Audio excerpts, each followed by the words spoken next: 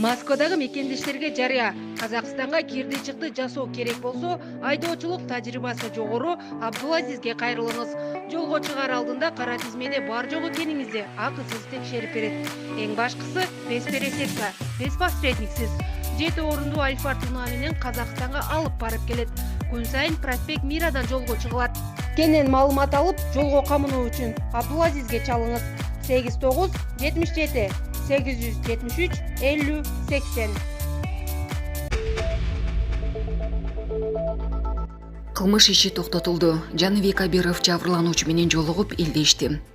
Жогорку кеңештин мурдагы депутаты Жаныбек Абиров ортокмок алынган жаран менен элдешти. Бул тууралуу Супер KG порталына өздүк булактар билдиришти. Бизге жеткен маалымат боюнча бүгүн тараптар жолугушуп күзөтчүдөн жана анын үй бүлө мүчөлөрүнөн кечирим сурашкан. Күзөтчүнү ортокмок алган тарап жабырлануучу жана анын энеси менен жолугушуп элдешти.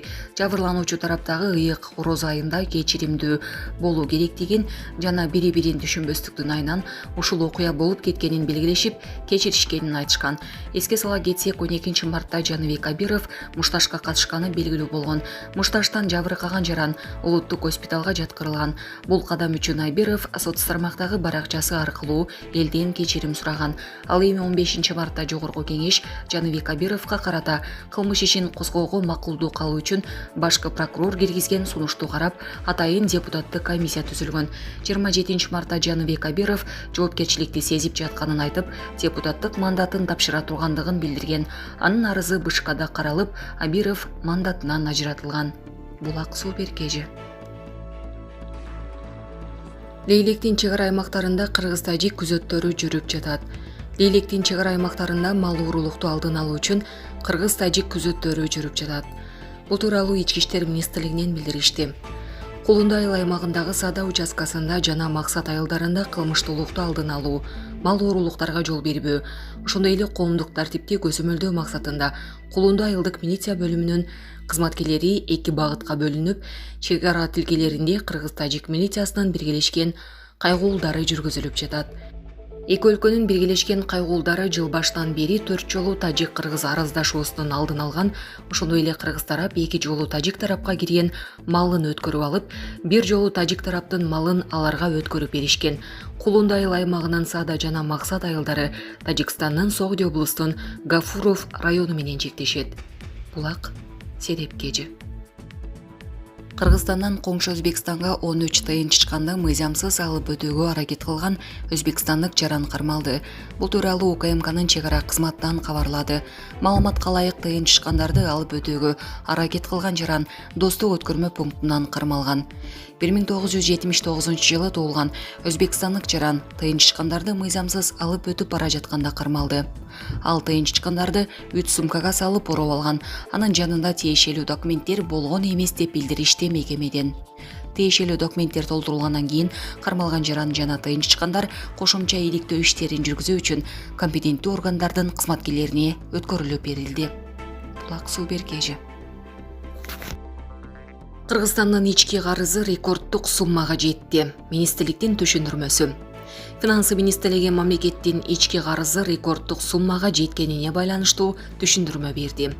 Беле кетсек, тышкы карыз башка өлкөлөрдүн жана эл аралык уюмдардын чет элдик валютада берген насыясы ички карыз сом менен мамлекеттик баалуу кагаздарды чыгаруунун эсебинен түзүлөт.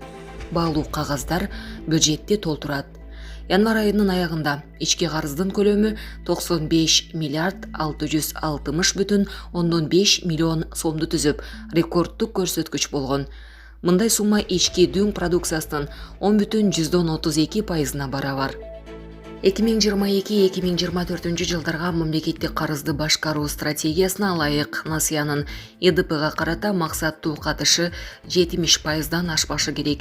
Бүгүнкү күнү мамлекеттик карыздын деңгээли белгиленген чектен бир нече пайызга төмөн.